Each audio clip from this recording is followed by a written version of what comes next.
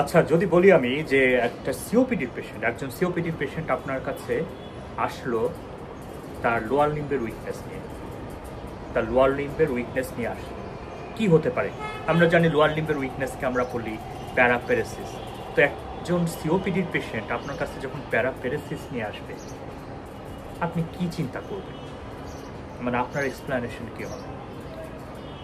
এক্ষেত্রে দুটো এক্সপ্লানেশন আপনারা চিন্তা করতে থাকেন। এক্ষেত্রে দুটো এক্সপ্লানেশন আমি যদি মেডিসিনের স্পেশালিস্ট বা মেডিসিনের একজন স্টুডেন্ট হিসেবে আমি যদি চিন্তা করি, I am not still specialist, তাহলে আমাকে চিন্তা করতে হবে প্রথমে যে আমরা জানি সিওপিডির পেশেন্টের কী হয়, অস্টিওপোরোসিস হয়, তাই না?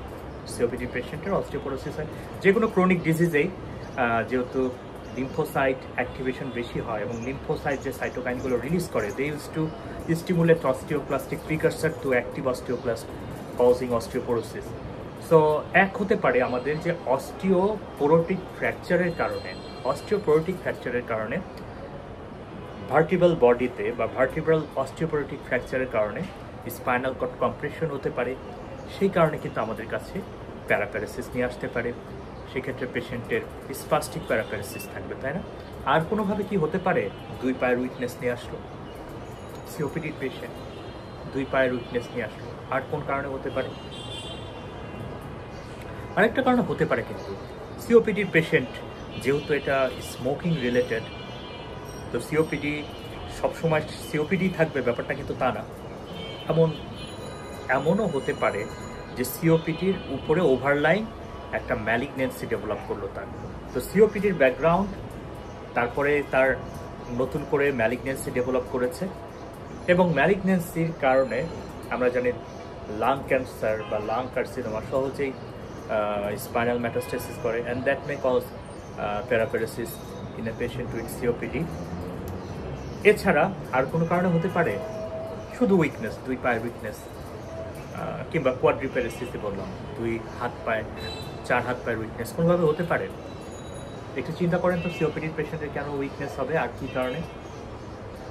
হ্যাঁ, আরেকটা কারণে হতে পারে, বিশেষ করে আমাদের মতো দেশে সিওপিডির পেশেন্টরা যখন হসপিটালে যায় তখন তারা অনিয়ন্ত্রিতভাবে একটা কাজ করে। বলেন তো কি?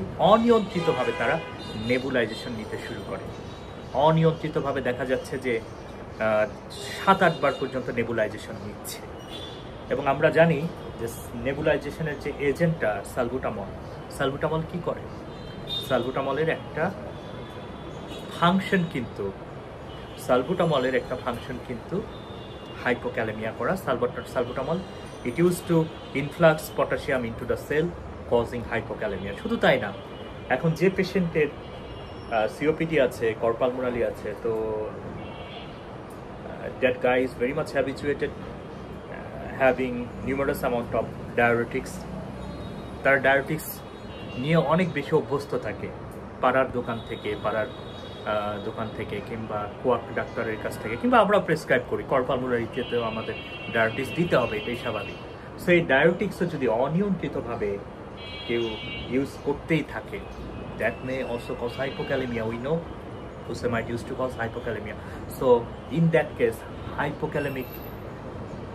আমরা জানি যে হাইপোক্যালেমিয়ার কারণে কিন্তু মাসকুলার উইকনেস ডেভেলপ করে। সো সেখান থেকেও কিন্তু পেশেন্ট প্যারাপ্যারাসিসের মতো একটা সিমটমস নিয়ে আমাদের কাছে আসতে পারে। সো এটি হলো মেডিসিনের সৌন্দর্য, যে সব কিছুর এক্সপ্লানেশন থাকা। শুধু ম্যানেজমেন্ট দিয়ে দিলাম, একটা পেশেন্টকে ট্রিটমেন্ট দিয়ে দিলাম, এটাই মেডিসিনের অংশ না। তো যারা মেডিসিনকে ম্যাজিকের মতো জানতে চান, একের পর এক পাজেল মিলিয়ে একটা বড় কোনো কিছুর সলিউশন করে ফেলতে চান, এবং যারা মেডিকেল সায়েন্সকে এনজয় করতে চান,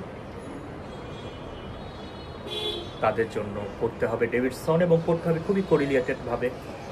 এবং অ্যাজ এ মেন্টর 24টা ব্যাচ ডেভিডসন ব্যাচ পড়ানোর অভিজ্ঞতা যেহেতু আছে, আপনারা চাইলে আমার ডেভিডসন ব্যাচে আপনারা এনরোল করতে পারেন। খুবই শীঘ্রই শুরু হতে যাচ্ছে 24 ডেভিডসন ব্যাচ 18 তারিখ থেকে। সবাই ভালো থাকবেন। শুভ দুপুর।